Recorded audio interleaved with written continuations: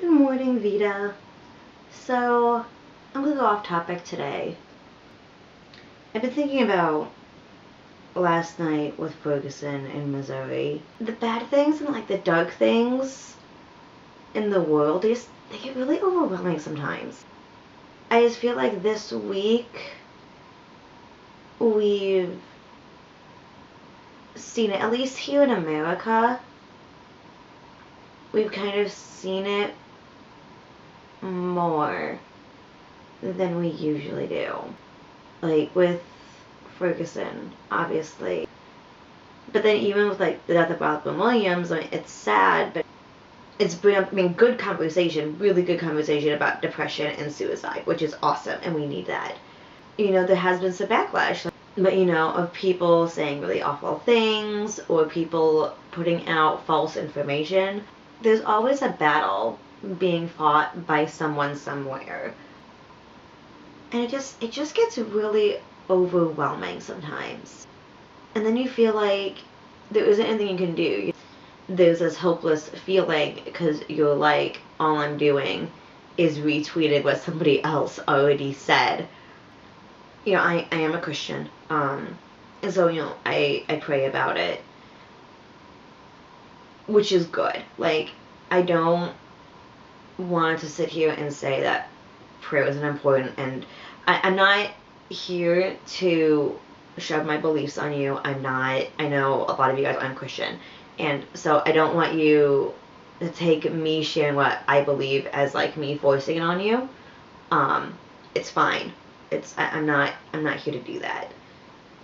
But personally, I do think prayer is important, but I also know that God uses people to answer prayers.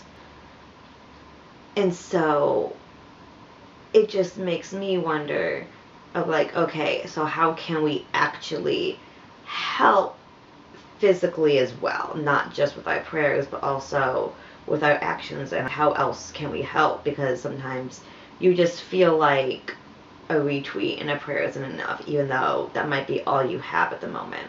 But then I think about some of my favorite stories, which seems really silly, but it's not. The first thing that came to my mind was Lord of the Rings, and how there's this part, but Frodo is feeling hopeless, and he doesn't really know what the point is. And so Sam tells him, there's some good in this world, Mr. Frodo, and it's worth fighting for. And then I think about Les Mis. The entire movie, all of these terrible, awful things are happening to people, and they lose their battle. They lose. There's no other way to say it. They lose. They lost. But at the end, in the finale, there's still this, amazing hope. Still pleading and begging us to join their crusade. Will you join in our crusade? Who will be strong and stand with me? Beyond the barricade, is there a world you long to see? So join in the fight that will give you the right to be free.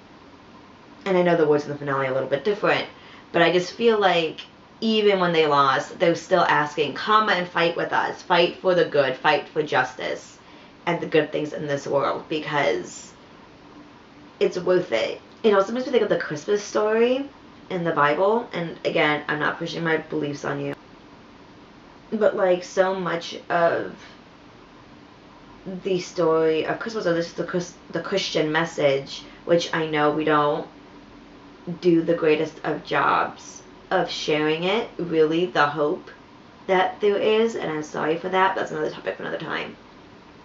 But so much of it is being a light in the darkness.